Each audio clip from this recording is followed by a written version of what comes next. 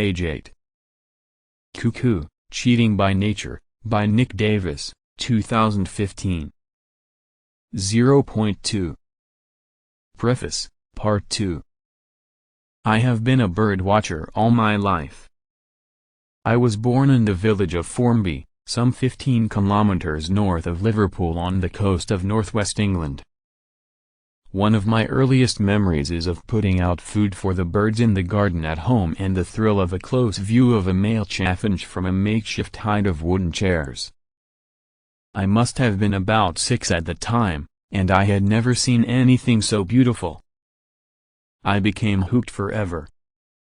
Every autumn, pink-footed geese would arrive from their Icelandic breeding grounds to winter on the farmlands behind the village. Skeins flew over our house at dusk on their way to roost, and, when they became disoriented on foggy nights, I lay in bed marveling at their cries. I have no idea where this early passion for natural history came from. My parents encouraged me, but neither they nor my siblings, 2 younger brothers and a younger sister, developed this obsession. By the age of 9 I was keeping neat records of the species I had seen. My first notebook lists 137 bird species for the year and has an entry for 1st of May, a cuckoo calling, 1st of the summer. Add the exclamation, a mark of my excitement. Perhaps I was already imprinted on cuckoos and the wide skies of the open countryside back in those boyhood days. During my teenage years I began to learn that there was more to natural history than simply making lists of what I'd seen. 2 books in particular inspired me, The Life of the Robin by David Lack and The Herring Gull's World by Nico Tinbergen. Lack's study, done in the 1930s at Dartington in South Devon, involved catching robins and placing colored rings on their legs so that individuals could be recognized and followed throughout their lives. Now I began to see the world through a bird's eye and to appreciate the problems it faced in defending a territory, finding food and mates, choosing a place to nest, caring for its young, avoiding predators, and so on. I was introduced to a scientific approach, too, namely one of asking questions about why animals behave in a particular way. Nico Tinbergen thrilled me with his experimental approach.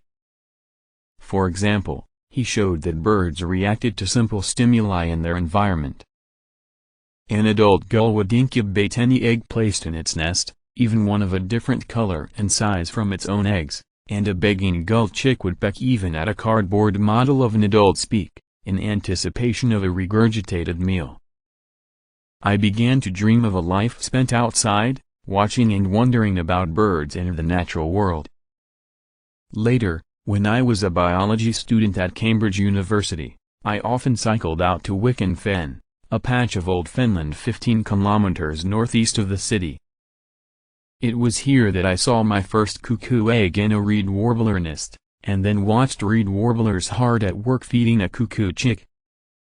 Perhaps this experience finally sealed my fate, because when I returned to Cambridge in my late 20s, to teach and do research in animal behavior and ecology, my thoughts turned to the cuckoo once more, and I began to wonder about how it tricks its hosts.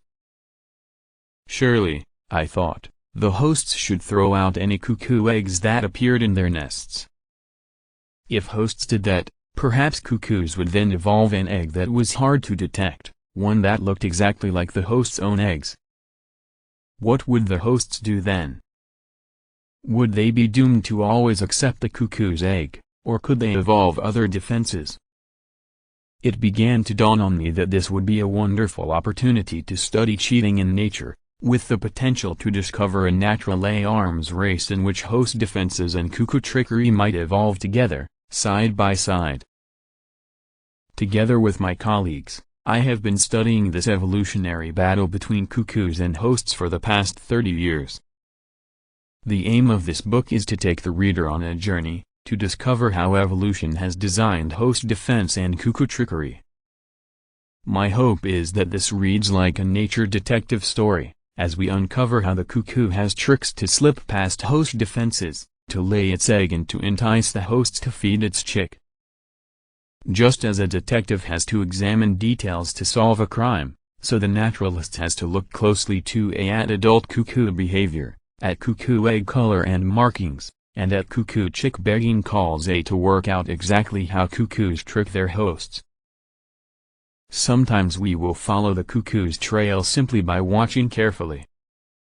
But cuckoos are secretive, so we will also need the tools of forensic science, such as DNA profiles and satellite tracking. We will make some shocking discoveries as we learn of the ingenious and often ruthless methods that cuckoos employ to trick and manipulate their hosts. This trickery is not confined to adult cuckoos. Some of the most surprising tricks are those that cuckoo chicks use to persuade their foster parents to feed them.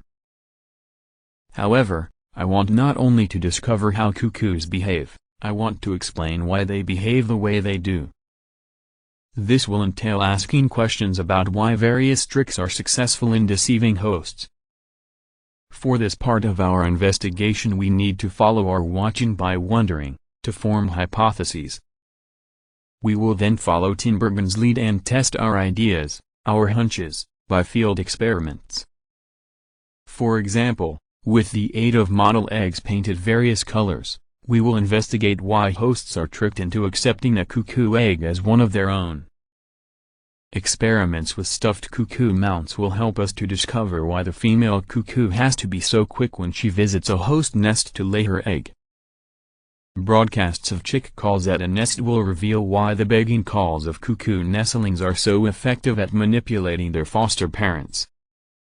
The results of these experiments will often produce surprises, sometimes revealing that our favorite hypotheses are wrong and sending us off down new paths of discovery. Page 10.